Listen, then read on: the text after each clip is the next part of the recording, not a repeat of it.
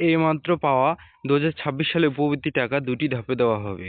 একটি হলো 2025 সালে জুলাই ডিসেম্বরের বকেয়া টাকা, অন্যটি হলো 26 সালের জানুয়ারি এবং জুনে চলতি টাকা। তো নির্বাচনের কারণে সবাই এবার টাকা পাচ্ছে না। কিছু শিক্ষার্থী নির্বাচনের আগে এবং কিছু শিক্ষার্থী নির্বাচনের পরে টাকা পাবেন।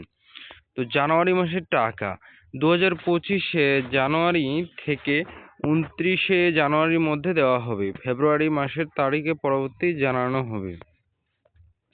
কে কত টাকা পাবে? প্রাথমিক, প্রথম থেকে পঞ্চম শ্রেণী 900 টাকা, ষষ্ঠ শ্রেণী পাবে 1500 টাকা, তারপর অষ্টম শ্রেণী পাবে 2000 টাকা। কে কত টাকা পাবে?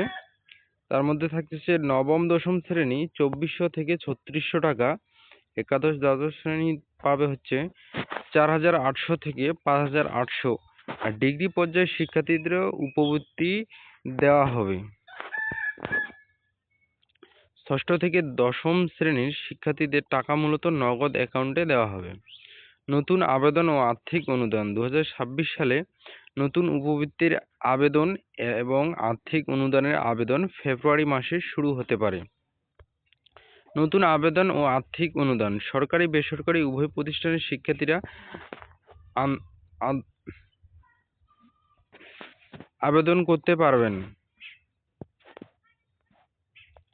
আর্থিক অনুদান হিসেবে শিক্ষার্থীরা এককালীন 5000 থেকে 10,000 টাকা পর্যন্ত পেতে পারে। তো আজকের ভিডিওটা এ পর্যন্ত, দেখা হবে আবার নেক্সট ভিডিওতে। তো সবাই ভালো থাকবে, খোদা হাফেজ।